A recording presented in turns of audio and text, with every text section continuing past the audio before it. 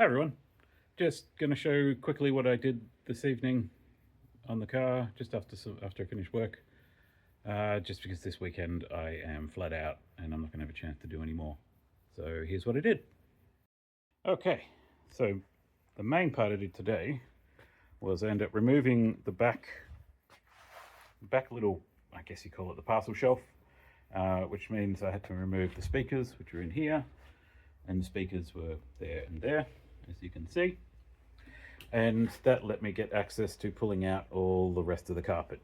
There is a little bit of carpet at the back of the feet, which I'm not going to be too worried about getting a hold of right now. I'll wait till I get the body off. I think that's going to be the safest bet.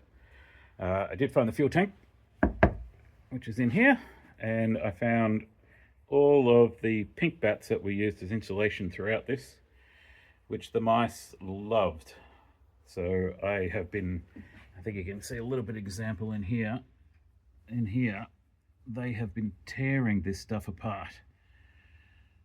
So I found a lot of little nests like that. So I've been vacuuming them all up. You can see the vacuum is quite full. So I'll empty that out shortly.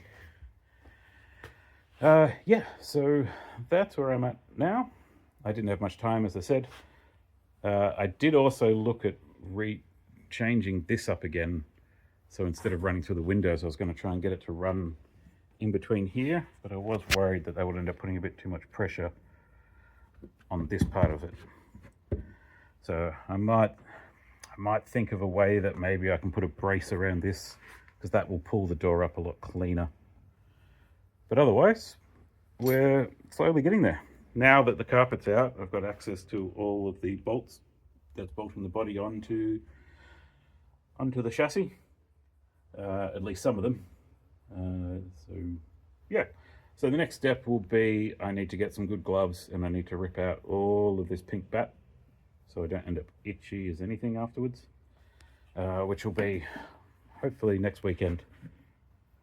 All right, thanks for watching.